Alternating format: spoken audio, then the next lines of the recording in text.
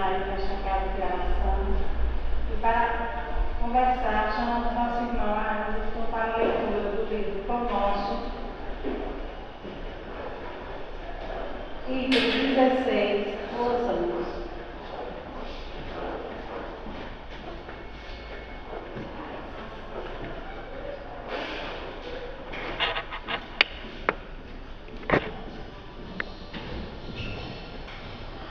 Boa noite a todos.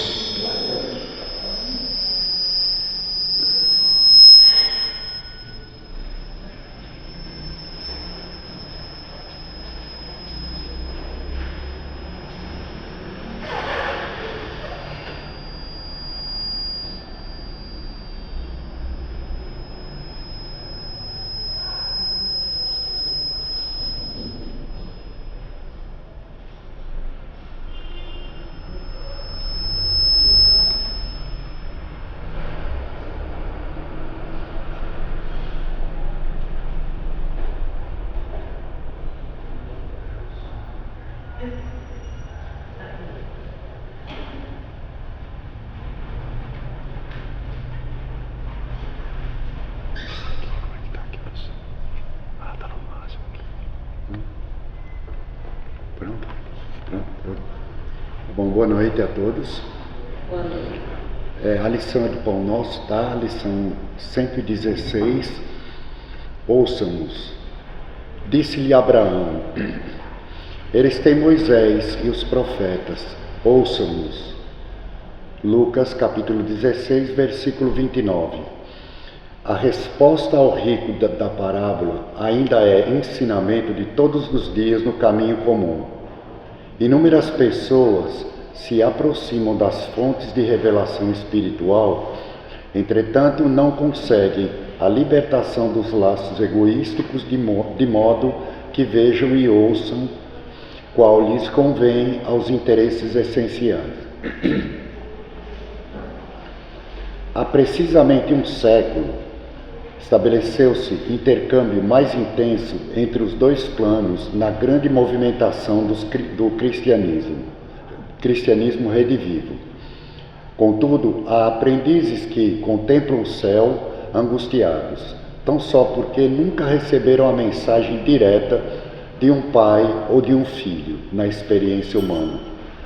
Alguns chegam ao disparate de se desviarem da senda, alegando tais motivos.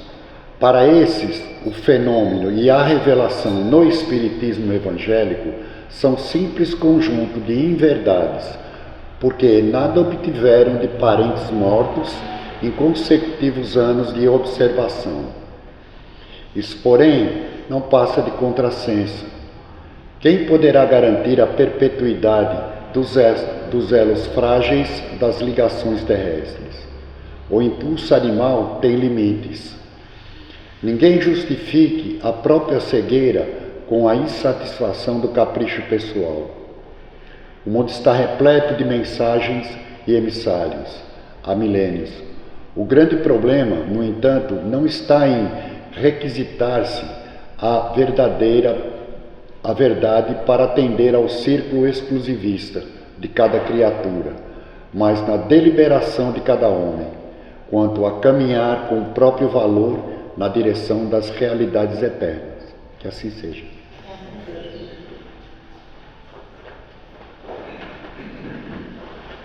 Para a peça inicial, chamamos nosso irmão Abel.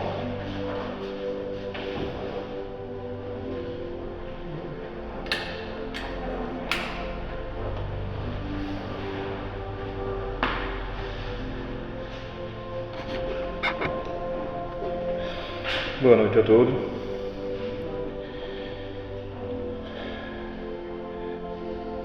Deus Pai Todo-Poderoso, fonte fecunda e imortal de luz, de felicidade e de virtude, os trabalhadores desta casa, acompanhados de seus espíritos encarnados e desencarnados, te rendem mil ações de glória, Senhor.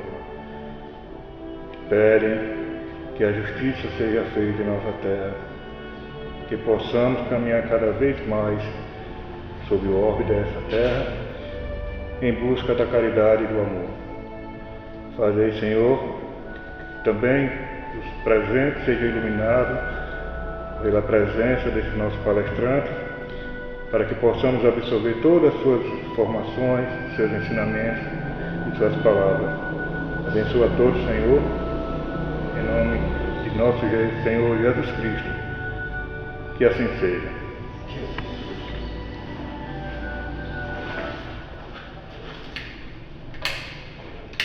Para a leitura do Evangelho segundo o Espiritismo, capítulo 23, Moral Estranha na Simão Fernandes, item 16.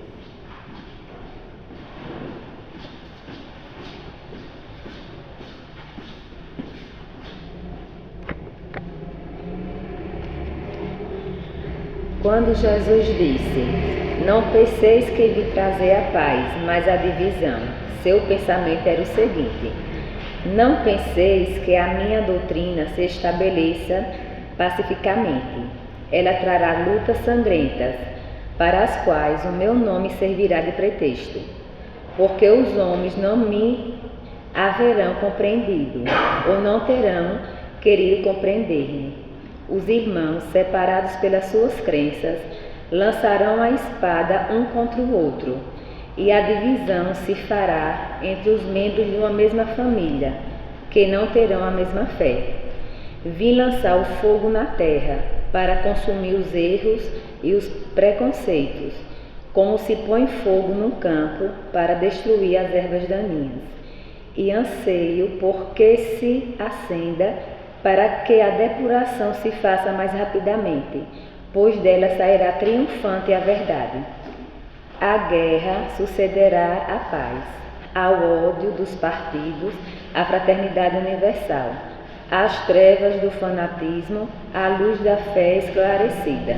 Então, quando o campo estiver preparado, eu vos enviarei o Consolador, o Espírito da Verdade, que virá restabelecer todas as coisas, ou seja, que dando a conhecer o verdadeiro sentido das minhas palavras, que os homens mais esclarecidos poderão enfim compreender, porá termo à luta fratricida que divide os filhos de um mesmo Deus, cansados afinal de um combate sem solução, que só carreta desolação e leva o distúrbio até mesmo ao seio das famílias.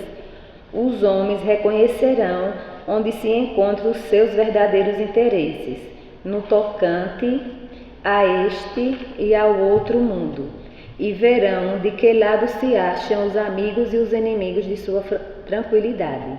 Nesse momento, todos virão abrigar-se sobre a mesma bandeira, a da caridade, e as coisas serão restabelecidas na terra, segundo a verdade e os princípios que vos ensinei. Que assim seja. E agora, com renovada alegria, recebemos mais uma vez esse irmão e amigo de Osmar, que vai falar de hoje sobre a paz de Jesus.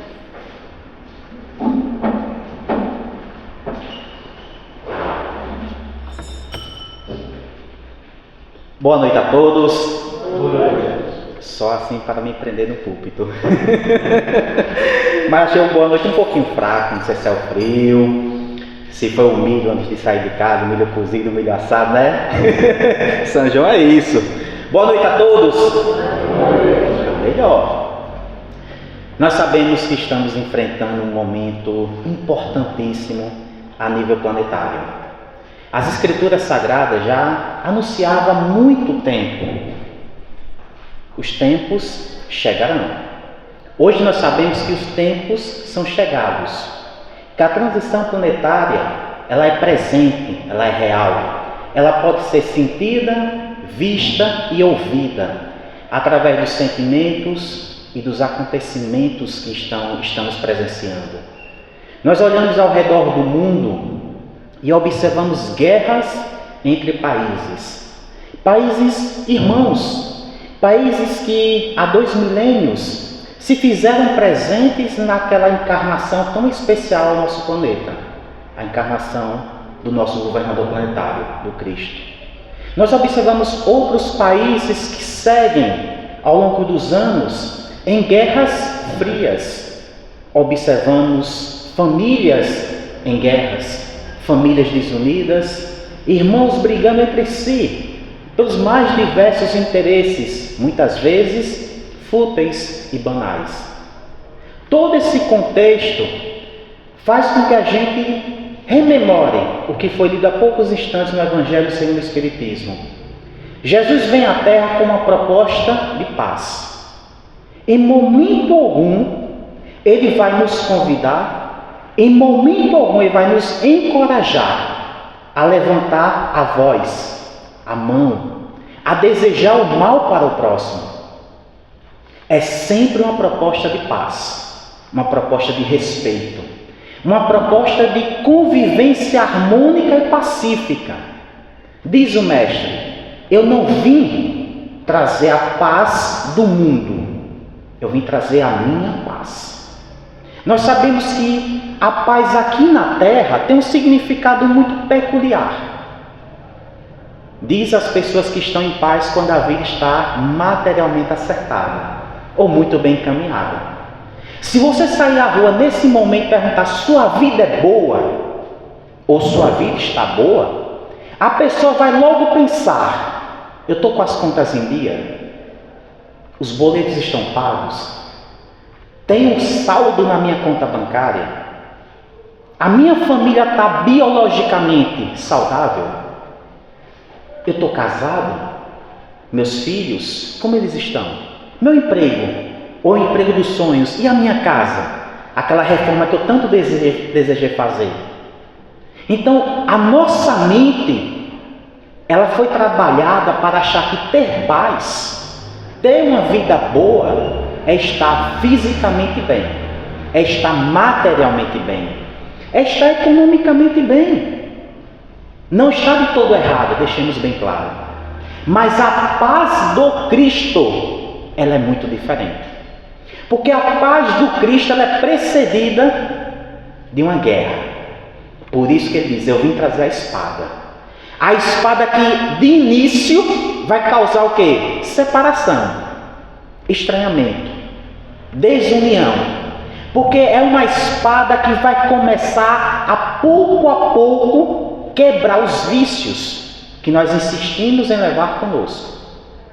É uma espada que pouco a pouco vai cortar pela raiz aquilo que nos maltrata, aquilo que nos deixa infelizes perante a vida. A paz do Cristo, ela começa na turbulência.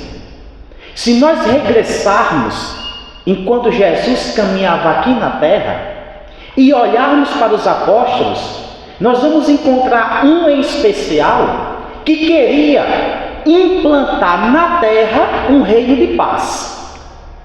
A ideia era boa, o problema foi a execução.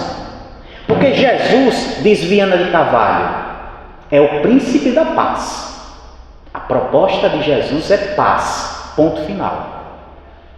Judas entendeu parcialmente. Porque qual era a ideia de Judas? Eu vou comandar na terra e Jesus vai comandar no céu. Então eu vou conseguir enganar o sinédrio para passar a perna neles. Não era o objetivo de Judas, não era dinheiro.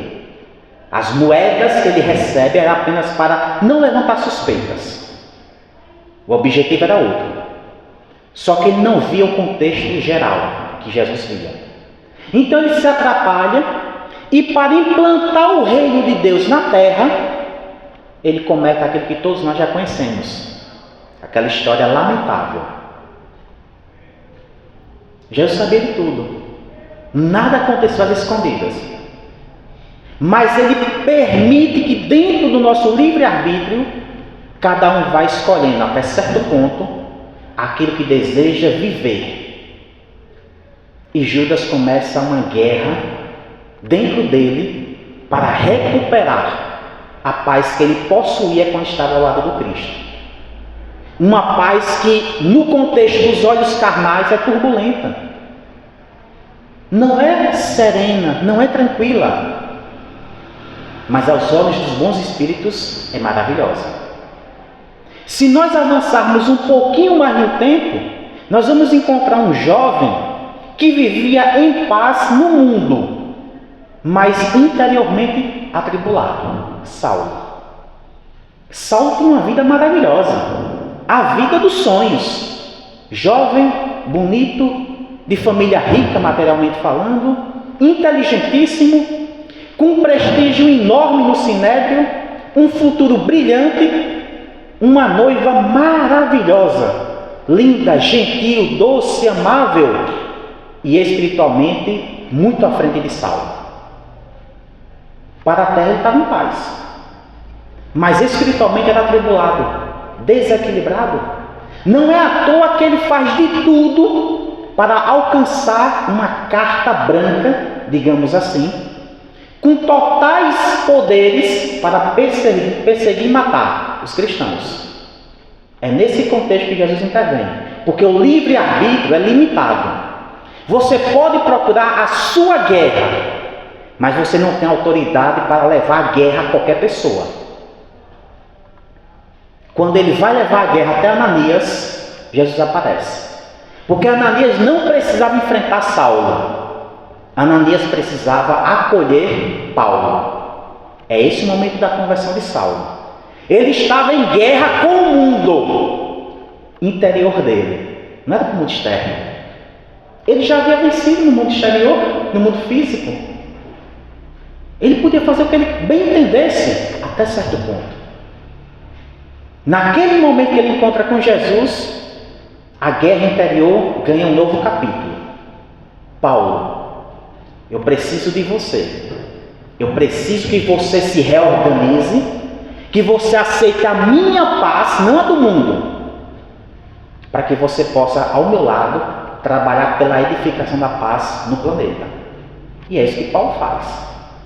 E assim foi ao longo dos milênios. Muita gente encarnava aqui na Terra com um propósito, mas se atrapalhava. Um missionário que vai encarnar na França, Napoleão, um dos seres mais próximos do Cristo nesse planeta, com uma missão especial: abrir os poros. Se fôssemos resumir a missão de Napoleão Bonaparte, ele faz o contrário. Ele começa uma guerra desnecessária. Vamos trazer para o contexto atual. O que é que está acontecendo no planeta?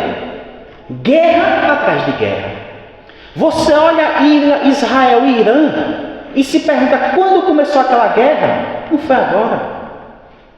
Também não foi aqui nesse planeta fisicamente falando. São espíritos belicosos que estão reencarnando ainda. Muitos com a última oportunidade neste planeta, antes daqui serem convidados a se retirarem, que levam a dor e o sofrimento de uma guerra para diversos corações que se afinizam com a guerra, porque ninguém vai reencarnar no Oriente Médio se não tiver afinidade com aqueles valores, ou se não tiver uma missão a ser desempenhada. A maioria são belicosos. E a gente assiste aquela luta fratricida, como foi lida no Evangelho, e ficamos, muitas vezes, atordoados.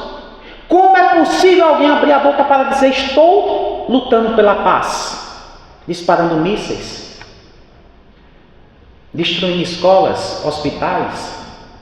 E que fique bem claro, são todos os lados. Já dizia Mahatma Gandhi, não existe caminho que conduz à paz através da guerra. Não há vencedores. Então nós precisamos recordar os ensinos do Mestre, porque Jesus já dizia: a paz é o caminho, não tem outro. Então como é que eu quero lutar pela paz se eu vou através da força, da violência, da estupidez, da brutalidade? Nós observamos pessoas aparentemente poderosas, que se dependesse delas, nós não estaríamos na Terceira Guerra Mundial, teríamos a quinta, sexta, sétima. Porque não se enganem, muitos já tentaram trazer a Terceira Guerra Mundial a esse planeta, mas dizem os benfeitores: Jesus não autorizará uma Terceira Guerra Mundial. Não à toa a pandemia veio no lugar. Porque nossa memória muitas vezes é frágil, propositadamente. E nós esquecemos rapidamente que estávamos na iminência de uma guerra nuclear, antes da pandemia. Jesus autoriza a pandemia como um meio menos feroz para alertar a população mundial. E o que nós fizemos durante esse período? Muito pouco. Nós estávamos em guerra contra espíritos. Nós estávamos em guerra contra nós, nossos valores. Nós estávamos em guerra contra um vírus, que não importa de onde ele veio, teve a autorização do Cristo. Senão não existiria a pandemia. A doutrina espírita tem que ser racional. Então todas essas guerras que estão sendo travadas têm um propósito. Mas enquanto não alcançarmos a consciência desse propósito, seguiremos travando batalhas, guerras desnecessárias.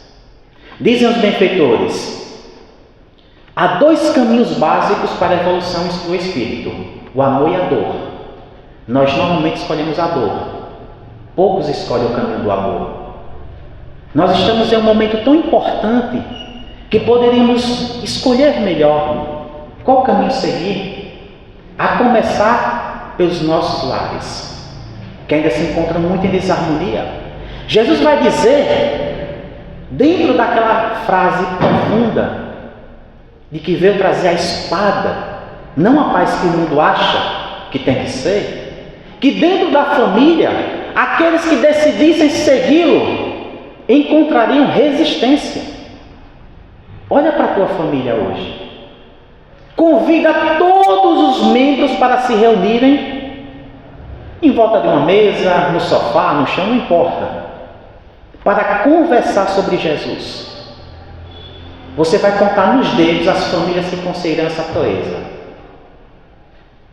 E o número será ainda menor das famílias que chegarão ao final da conversa sem discussão, sem briga, sem intriga e com total respeito. Porque nós nos afastamos do propósito maior, que é conviver em harmonia. No começo é normal ter esse afastamento, mas cabe a nós que temos um pouquinho mais de conhecimento buscar a aproximação. Como é que eu reencarno em uma família, me reencontro com a doutrina espírita, porque ninguém encarna e depois conhece, nós já reencarnamos espíritas. A questão é quando você reencontra a doutrina aqui na Terra, tem esse conhecimento abençoado que o Espiritismo lhe oferece e consegue conviver, ter alguém na sua família que você, no popular, é de mal, não fala, odeia, guarda rancor, guarda ressentimento. Aí muitos de nós queremos estar na frente do Cristo para fazer uma oferenda, uma oferta. Mas o mesmo Cristo vai dizer: primeiro vá e se reconcilie com os vossos adversários. Depois você vem à minha presença. Porque mais importante é isso, a reconciliação. Então, se eu convivo em um ambiente onde a guerra ainda impera, eu devo com total urgência buscar pacificar o ambiente doméstico. E o passo tem que ser dado por mim, não é pelo outro. Nós gostamos muito de esperar que as pessoas tomem a iniciativa. Mas se você desencarnar com pendências, quem vai ser responsabilizado? Você ou o outro? Você. Então cabe a nós sermos pacificadores. Porque o semeador saiu a semear, dizem as Escrituras. Jesus vem à terra semear a boa semente, que é o Evangelho. Então tem que ter uma ação. O espírita ou cristão não pode ser passivo, tem que ser ativo. Ele tem que se mexer. Ele tem que sair para pacificar a ele e ao próximo. Mas é pacificar sob os desígnios do mestre.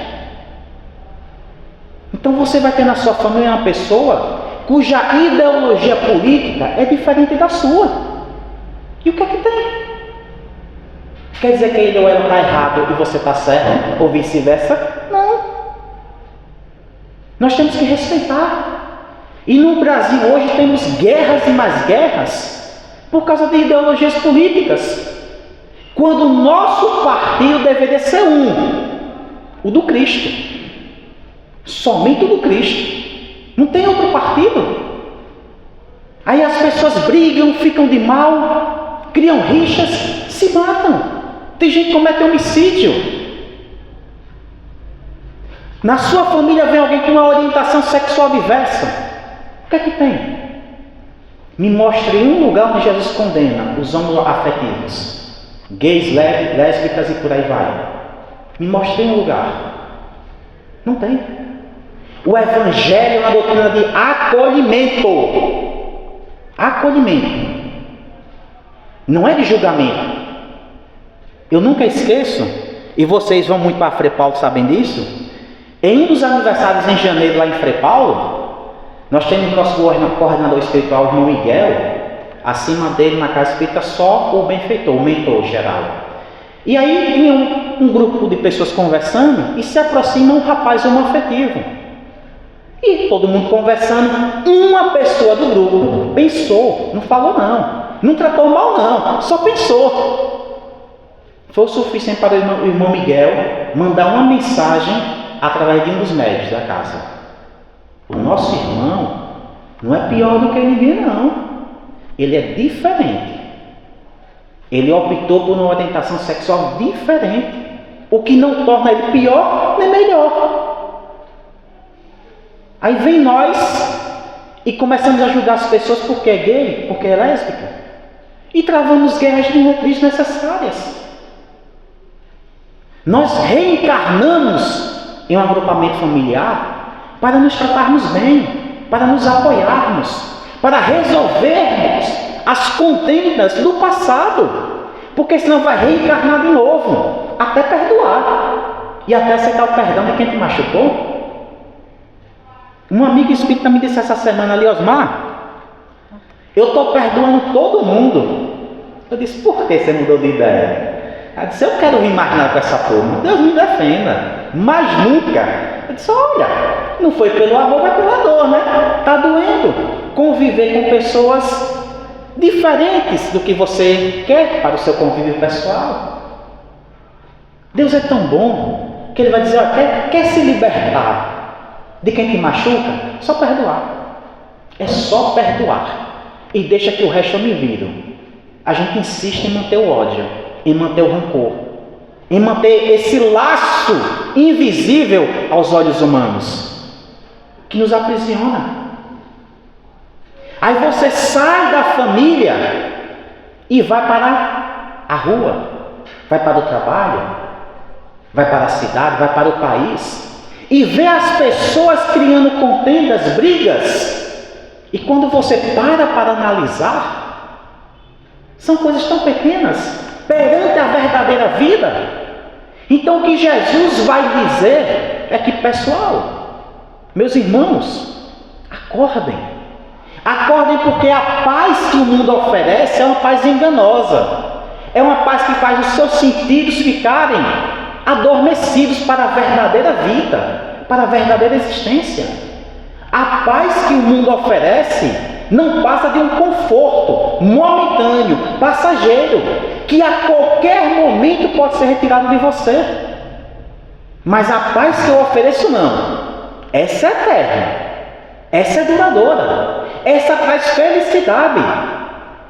Se você abrir os consultórios psicológicos de todo o planeta, mais da metade dos casos serão de pessoas que buscam a felicidade.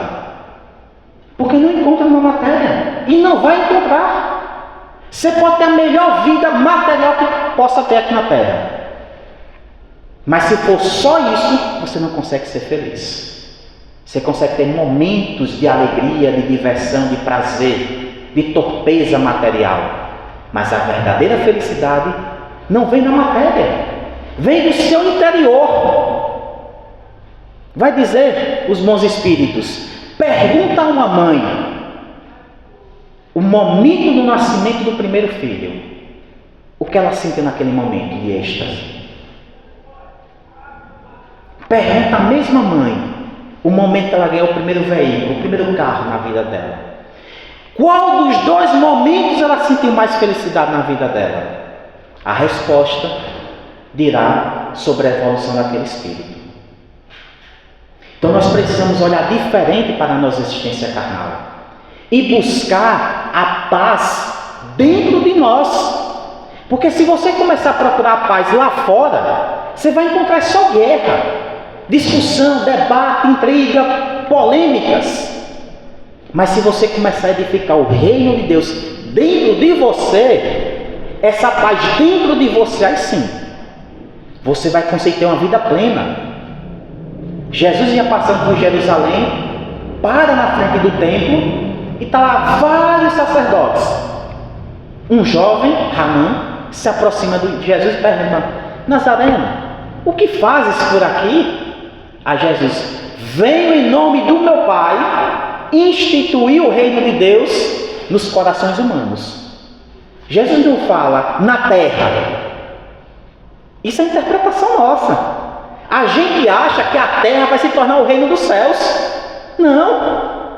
O Cristo é claro, nos corações humanos.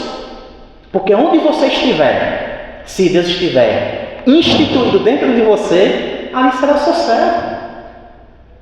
Jesus viveu aqui na terra por aproximadamente 33 anos. Alguém duvida que ele vivia em paz? Alguém duvida que ele vivia feliz? Eu tenho plena convicção disso, plena certeza. Mas olha onde ele vivia. No meio de cortesãs, popularmente conhecidas como prostitutas, no meio de corruptos, no meio de doutores da lei, religiosos fanáticos e hipócritas, no meio de homens brutos, ignorantes, no meio de pessoas teimosas, no meio de doentes, no meio de leprosas, no meio de adúlteros, porque ele veio para os doentes, não foi para os sãos. E nesse ambiente ele era feliz, ele vivia em constante paz. Ninguém conseguia perturbar o Cristo, em nenhum momento, nem mesmo no momento da crucificação, porque ele já tinha edificado a paz dentro dele. Por isso que ele vai dizer: a minha paz vos dou, não como o mundo conhece. Só que a gente busca no mundo a paz. Não começa por dentro de você, começa pelas guerras de emoções, de sentimentos, de valores morais equivocados. É a partir daí que você vai começar a construir, a edificar a sua paz. Eu recordo que depois de aproximadamente 4 anos, eu senti o sabor de ter uma semana de paz. Foi maravilhoso de Jair. Pensa uma sensação gostosa. Depois de várias turbulências, eu disse: vou te dar uma semana para descansar. E fiz um acordo com Deus. Meu Deus, me dê uma semana de descanso. Só uma. Não é que Ele me deu.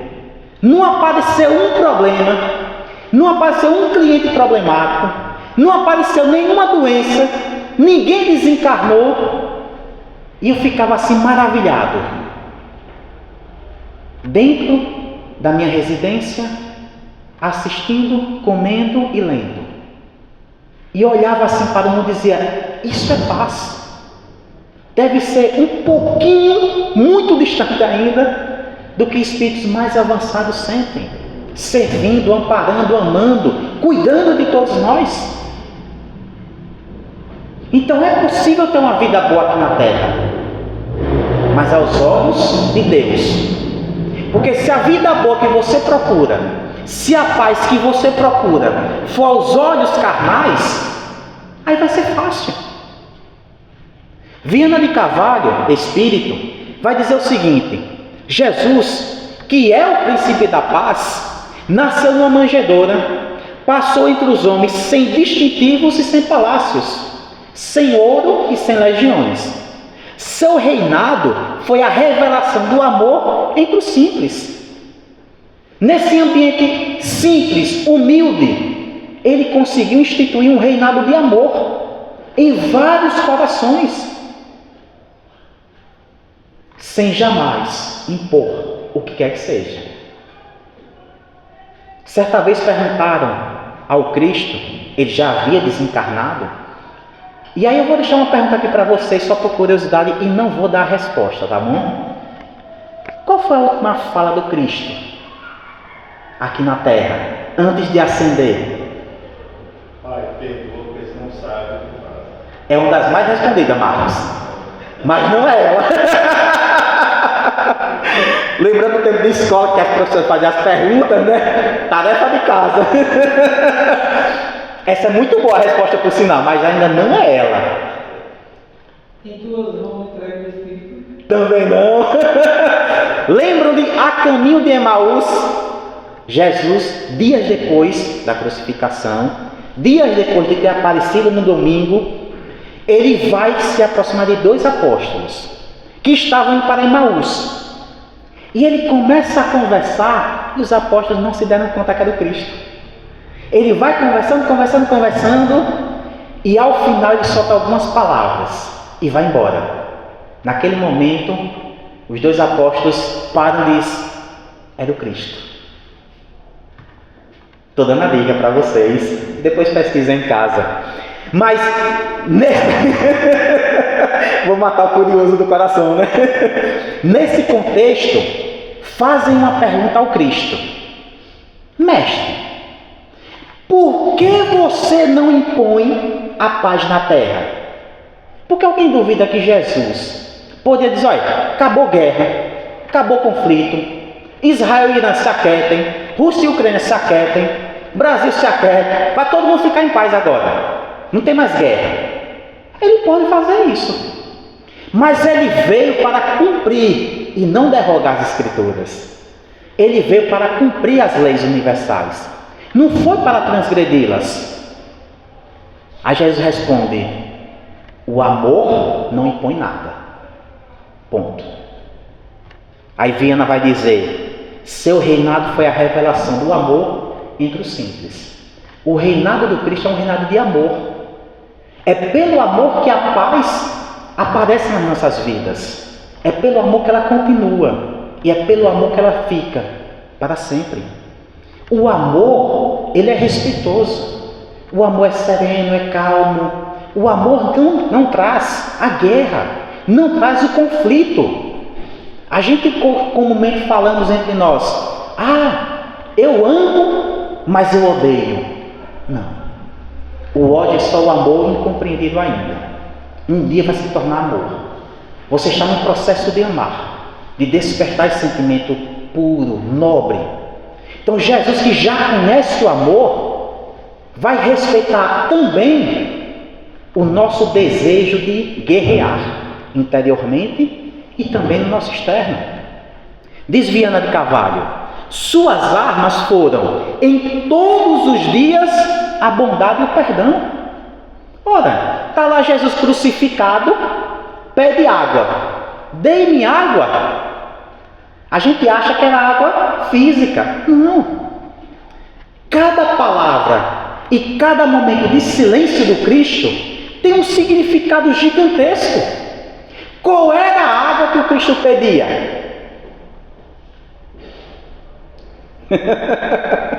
Lembram da mulher lá no poço, onde ele vai se aproximar e dizer: tenho sede, e pede água? Qual é a resposta que ele dá àquela mulher? Você pode beber desse poço, mas voltará a ter sede. A água que eu venho lhe oferecer é a água da vida, a água que sacia pela eternidade. Você nunca mais terá sede. A água que o Cristo pedia era essa água. Tenho sede de vida, tenho sede de ver vocês, meus irmãos equivocados, comungarem comigo o banquete divino. Tenho sede de ver entre vocês todos, humanidade, instituído o reino de Deus.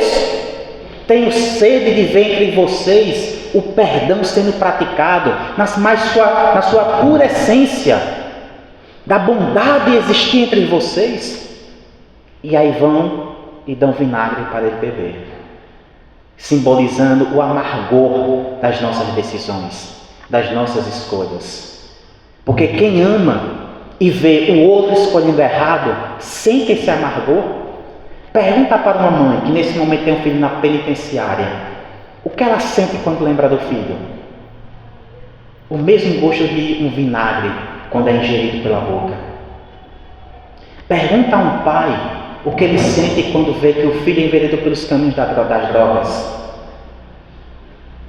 É esse sabor do vinagre amargo, queimando, que eles vão sentir, porque eles amam. As armas do Cristo é bondade, é perdão, é amor, não é a violência. Então, quando alguém abre a boca para dizer, em nome de Jesus, venceremos essa guerra, com certeza não vai ser por Jesus. As guerras que mais mataram na nossa história foram as guerras religiosas, foram em nome do Cristo, foram em nome de Deus.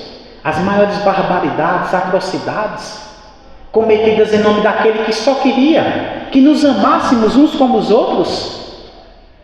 Só isso. Ele não pede nada demais.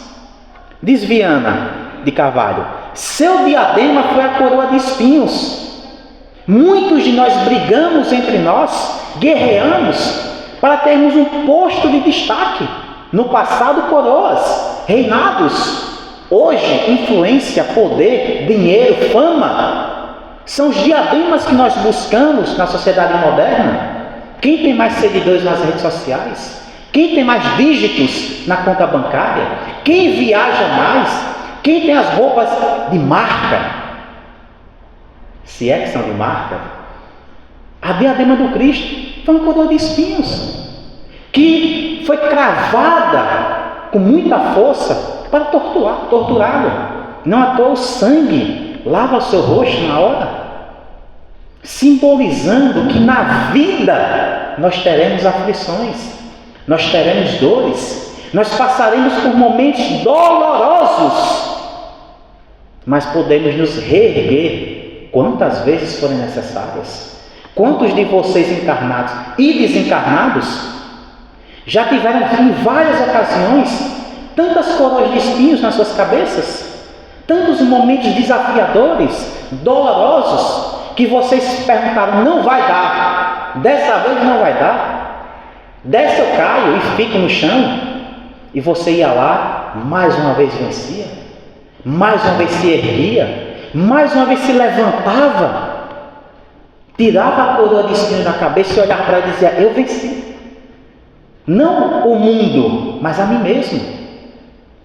Seu salário foi a morte afrontosa entre os malfeitores. Não espere no mundo colher os frutos daquilo que você hoje planta. A colheita é muito mais na frente, muito mais na frente. Hoje a gente tenta plantar um pouquinho de paz entre as pessoas, a gente tenta pacificar um pouco as pessoas, mas o que mais encontramos são pessoas com sede de vingança, com sede de contenda. Eu venho atuando em um processo desde 2021, inventário, popularmente conhecido como herança, ou como destruidores de família, porque é incrível, quase todo inventário acaba em briga, em discussão. E aí nesse inventário, um dos herdeiros era também advogado. Esse rapaz brigou tanto no processo, mas brigou e falava baixaria, acusava minha cliente disso, daquilo. E eu vendo o tempo passando, as pessoas usufruindo da herança, e ele fez questão de não tirar 1 centavo do processo, da conta judicial. Porque ele não aceitava a partilha. Ele não aceitava perder as posses, que não eram mais somente dele e dos irmãos, que foram desencarnando na pandemia. Um certo dia eu acordo logo cedo, minha cliente me liga. Diosmar, fulano acabou de infartar. O rapaz vivia numa raiva, numa sintonia pesada, que dava até mal-estar você conversar com ele. Levou o que daqui? Nada, fisicamente nada. Poderia ter convivido mais alguns anos aqui na carne? Sim, poderia ter convivido mais. Porque não esqueçamos que o suicídio não é praticada apenas com a arma quando dispara na cabeça ou com enforcamento. Há vários suicidas silenciosos, muito mais do que os suicidas que nós conhecemos. O rapaz, infelizmente, foi um deles. Se deixou levar pela raiva, pelo rancor, pela ganância, pela sede de poder. E muita gente está desencarnando assim. Perde algo na vida, se mata. A vida deixa de ter sentido. Já diziam as Escrituras no passado: quando os tempos chegarem, você verá pai contra filho, um matando o outro, um brigando com o outro. Você vai ver crianças questionando o sentido da vida, adolescentes se suicidando. É só buscar as informações. Nós, Brasil, estamos entre um dos países que lidera mundialmente os números de ansiosos, os números de depressivos. E nós somos o coração do mundo, a pátria do Evangelho. O que está faltando para nós?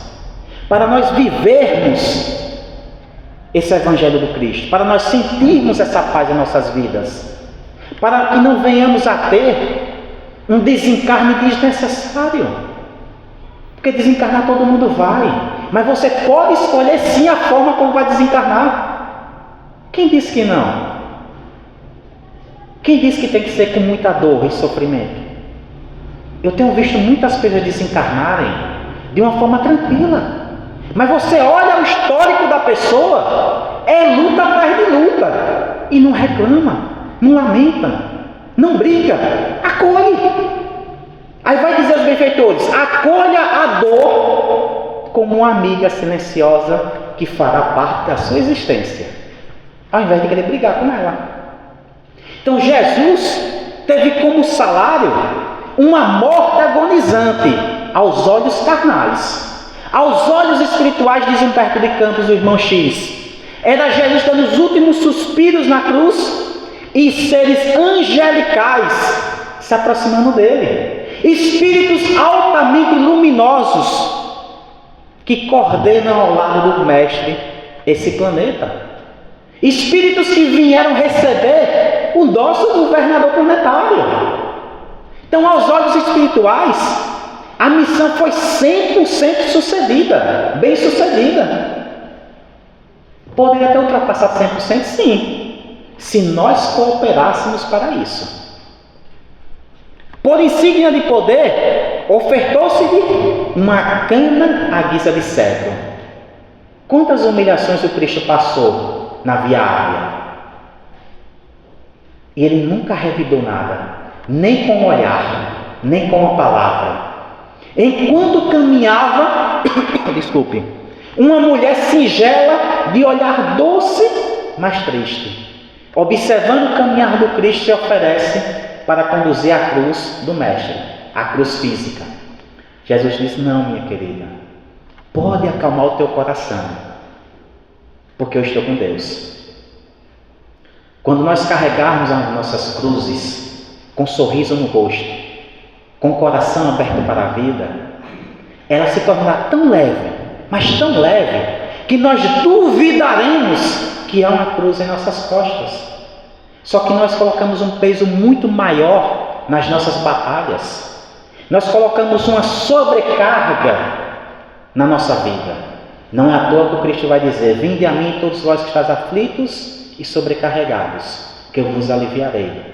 Olha o termo que ele usa: sobrecarregadas. A gente sobrecarrega a nossa existência carnal. O que quer dizer que nem tudo que você passa é necessário. Nem tudo que você passa estava previsto. Muita coisa você poderia evitar. E se você duvida de mim, é só abrir o Evangelho segundo o Espiritismo, causas atuais e anteriores das aflições. As causas atuais das aflições, normalmente você procura nessa existência e de forma totalmente através do seu livre arbítrio mal utilizado. Diz Viana de Carvalho: e por trono de realeza teve a cruz de sacrifício, que converteu na espada do mal, a ensarilhar-se para sempre no alto de um monte, como a dizer-nos que apenas no esquecimento voluntário das exigências de nosso eu, pelo engrandecimento constante do bem de todos, é que poderemos atingir a senda do luminoso reino de Deus. Trocando em miúdos. Enquanto você não amar o próximo como a si mesmo, você não vai alcançar o reino de Deus. Enquanto você não colocar o próximo numa posição de destaque na sua vida, você não vai alcançar o reino de Deus. Enquanto você achar que por amar a si próprio quer dizer não ligo para ninguém, quem quiser que se vire, quem quiser que cuide dos seus problemas, você não vai alcançar o reino de Deus. Porque não sei quem inventou que amor próprio é cuidar apenas de si, ou colocar tudo de bom para si, e se sobrar alguma coisa eu deixo para o próximo. Isso não é amor próprio, diz os benfeitores, isso é egoísmo. O amor é aquele que leva a pessoa ao lado, não deixa atrás. O amor é aquele que sempre que for necessário vai te colocar acima, nunca abaixo de onde você está. O amor, ele vai te priorizar, como se você fosse a pessoa mais importante da existência, mas não a única. Jesus desce à terra, e até hoje nós ainda não compreendemos a fundo o que é isso, só para dizer que nos ama. A gente diz, Jesus encarnou. A encarnação de uma pessoa como nós já é complexa. Imagina a do Cristo. Pergunta ao André Luiz: André, o que é o bem e o que é o mal? Ele vai dizer: o bem é tudo de bom para você e para todos. E o mal, tudo de bom para você, porque é egoísmo. Então o que Viana de Carvalho vai nos dizer aqui? Olha, você quer alcançar o reino de Deus? Cuida das pessoas, respeita as pessoas, seja um pacificador na terra, que onde você chegar você leva a paz, não a discórdia. Tem gente que onde chega o ambiente pesa, é fofoca, é intriga, é discussão, é problema. Não seja essa pessoa. Por mais difícil que esteja a sua vida, leve paz, leve um sorriso, leve um pouco de leveza, porque às vezes a gente acha que somente nós temos problemas. A minha vida está tão difícil. Aí se o outro abrir a boca, você chora. Não reclama, não lamenta, acolhe. Finaliza Viana. É por isso que, volvidos quase 20 séculos ao recordar a suprema renúncia, saudamo-lo em profunda referência, ainda hoje dizendo: Ave Cristo, os que aspiram vencer a treva e a animalidade em si mesmos, a favor da verdadeira paz sobre a terra, te glorificam e te saúdam. Então aqueles que realmente são seguidores do Cristo vão saudar, vão glorificar o Cristo através das atitudes, através do comportamento, através da própria existência carnal. Não é através de palavras, não é através de discursos lindos, maravilhosos, mas vazios por dentro. A glorificação ao Cristo se dá pela sua própria vida. Que a sua vida seja a Bíblia que alguém vai ler. Que a sua vida seja o Evangelho segundo o Espiritismo que alguém vai ler. Através de atitudes, de comportamentos. Porque é assim que nós iremos dar o exemplo. É assim que nós iremos tocar as pessoas. Porque atualmente é muito fácil falar bonito. Mas e viver? Viver efetivamente com o Cristo. Para encerrar, voltemos 2000 anos. Jesus estava encarnado na casa de Simão Pedro. Chega uma senhora com um semblante belo, singelo, mas profundamente triste. Ela convivia com seu esposo, um homem muito importante do Império Romano, que destoava dos ensinos do Cristo, mas ela, tocada profundamente, desejava ardentemente segui-lo. Então ela pergunta: Nazareno, como eu posso conviver com um homem que não respeita os seus preceitos, os seus ensinos? Jesus responde: amando. Nazareno, eu quero ajudar, eu quero servir, eu quero trabalhar, mas meu marido não permite. Jesus responde: Começa por dentro da sua casa. Começa por ele o trabalho de edificação. Hoje ele não te compreende, mas amanhã ele necessitará do teu apoio, da tua ajuda. Eles trocam mais algumas conversas, diz Humberto de Campos, e ela sai alegre. Chega em casa, vê aquele ambiente pesado, as atitudes, as palavras do marido não a perturbavam mais. Os anos passam, eles têm um único filho. Aquele homem cai em desgraça no Império Romano, perde o prestígio e tira a própria vida. Ela, sem posses materiais, começa a trabalhar para fora, começa a costurar, começa a lavar roupas, vê as suas amigas a criticarem, porque ela tem se rebaixado perante a sociedade. Mas ela já tinha se entregado ao Cristo completamente. O seu coração não lhe pertencia mais. Os anos passaram, seu filho cresceu, as neves alcançaram seu cabelo. Eis que a perseguição do Império Romano se intensifica contra os cristãos.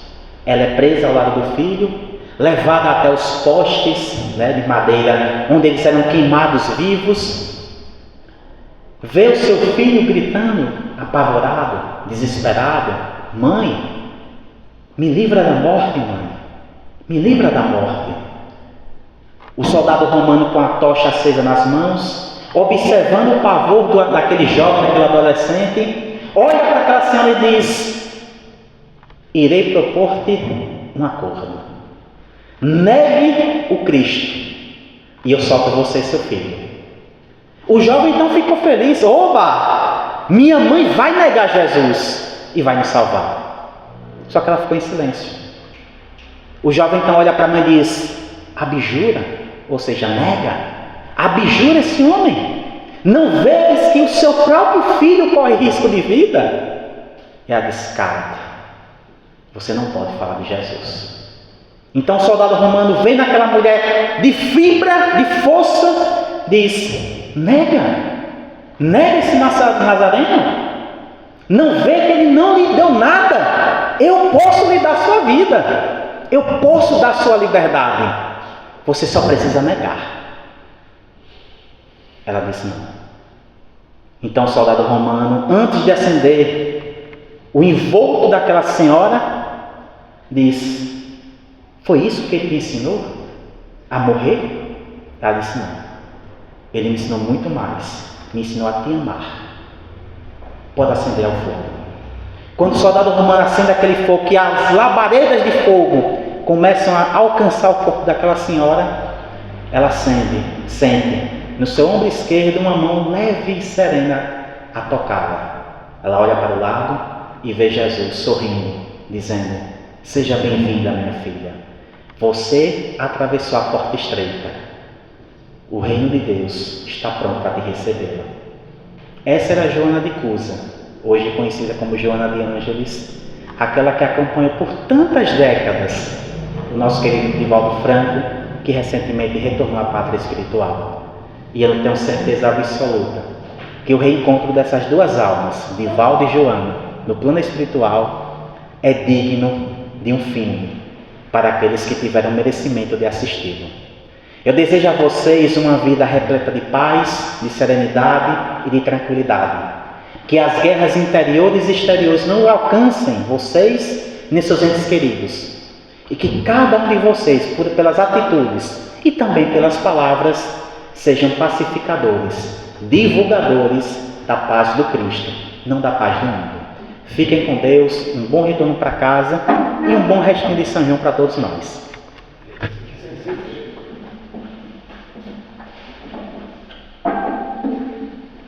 Gratidão, Deusmar, pelos ensinamentos trazendo de hoje.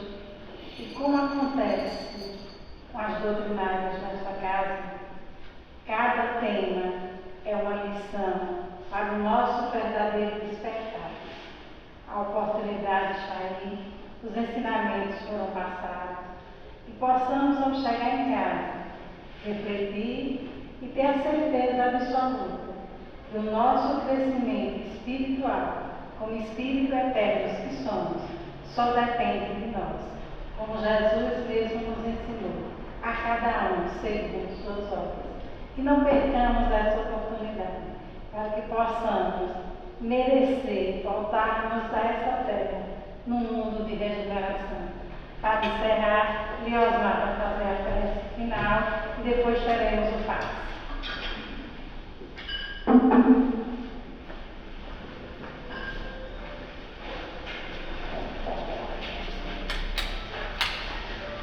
Vamos elevar nossas mentes, fechar os olhos, relaxar, abrir nossos corações para que os bons espíritos que se fazem presentes nesta noite, nessa casa de luz, de oração, possa penetrar nossos sentimentos, possa penetrar nossos valores, nos tranquilizando e nos conduzindo até o nosso Mestre amado.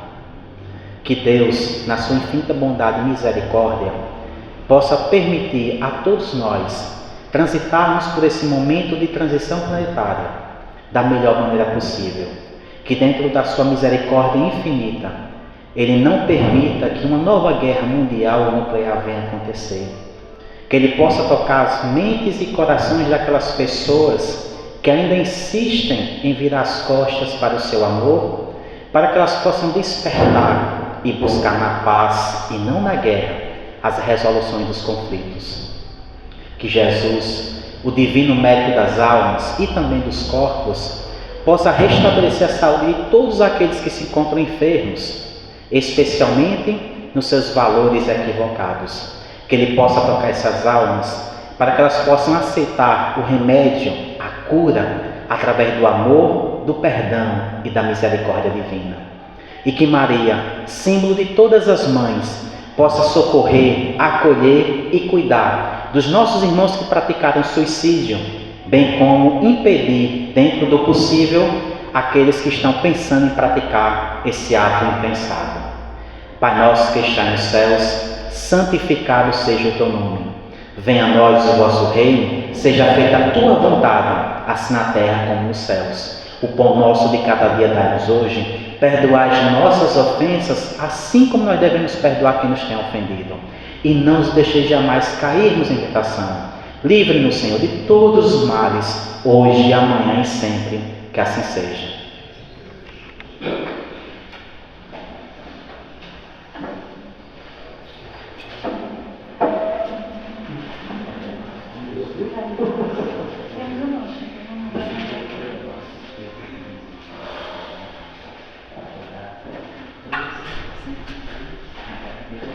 Ha ha ha ha!